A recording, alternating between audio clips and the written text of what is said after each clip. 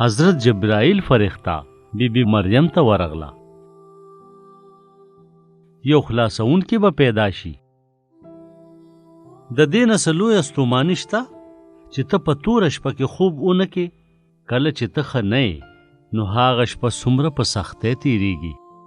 بیا په آخره کې سهار شي او د نور رڼا ته وګورئ. مرغۍ اوازونه شروع کی او ټول څیزونه روښانه شي. د عیسی د راتلو نه مخکې دا دنیا هم د تورې شپې په شان وه. د اسرائیلو پیغمبرانو لیکلي دي چې خلک په تیاره کې ګرځېدل. بیا یو عجیبه نور راوخته چې د تیارې او ګناهونو دنیا به روښانه کی. تر ډیر وخته پورې خلک نو خبر چې دا خلاصونکي به کله او چرته پیدا کیږي.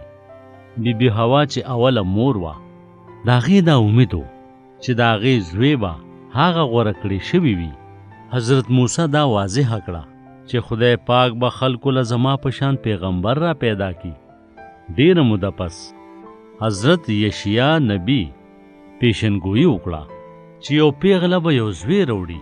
بیا د دې نه وروستو حضرت میکا نبی هم په هغه کلي کې ظاهر شو کوم ځای کې چې به هغه ماشوم پیدا کیږي. اوسه پورې هیڅ نه و شوی.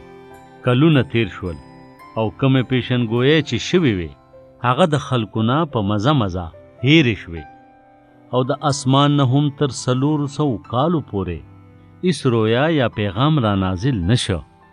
خو خدای پاک ته د هغې پیشنګویانو د پوره کولو صحیح وخت معلوم و. نو هغه حضرت جبرائیل امین نومې فرښتہ ځمکې ته یو پیغام سره بی مریم نومې پیغلې ته ورولېږله. حضرت جبرائیل ته د هغه ښار د هغه کور او د هغه کوټې هم پته وه چېرته چې بی مریم اوسېده. فرښتہ دننه لاړه او هغې ته یې وویل پتا سلام چې در باندې ډیر فضل شوی دی. رب ستا مل دی.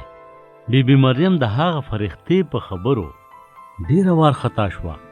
خو حضرت جبرائیل هغې ته وویل بی مریمې مه یېرېږه، ته به امیدواره شې او یو زوی به دې وشي. هغه به لوی وي او هغه به د الاعلی زوی وبللی شي. هغه به ډیر خاص وي. هغه مسیح دی چې خلک د ډیر وخت نه انتظار کوي او د هغه بادشاهي به تل تر تله وي. بی مریم وویل چې دا څنګه کیدی شي؟ زه خو لا واده شوی هم نیم.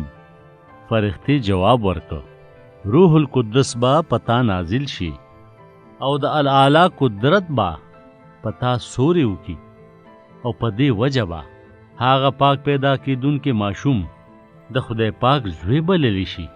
هیڅ هم د خدای پاک د پاره مشکل نه دی. بی مریم په خاموشۍ سره وویل چې په حقیقت کې خو زه په هیڅ نه پوهېږم، خو زه د رب وینځه یم.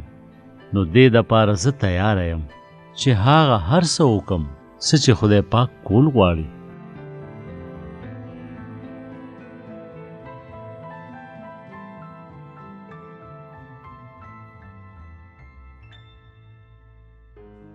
ګرانو ماشومانو، تاسو خدا کیسه واورېده، خو زه به اوس د دې کیسې په باره کې ستاسو نه یو څو تپوسونه کوم. څنګه م خوښه ده او تاسو به د هغې صحیح جوابونه راکوئ. ګرانو ماشومانو، ستاسو نه زما ډومبې تپوس دا دی چا فرښتہ بی مریم ته ورولېږله. ستاسو نه زما دویم تپوس دا دی آیا بی مریم ویریده کله چې هغې فرښتہ ولیده؟ او اوس زه ستاسو نه اخري تپوس کوم فرښتې بی مریم ته څه وویل؟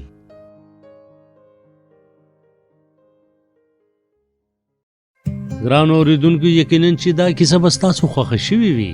همدغه شان نورو کیسو اورېدلو دپاره تاسو ضرور زموږ چینل سبسکرایب کړئ او که تاسو دا کیسې بغیر د انټرنیټ نه اورېدل غواړئ یا موږ سره رابطه کول غواړئ نو د پلی سټور نه زموږ د کیسو ایپ ډاونلوډ کړئ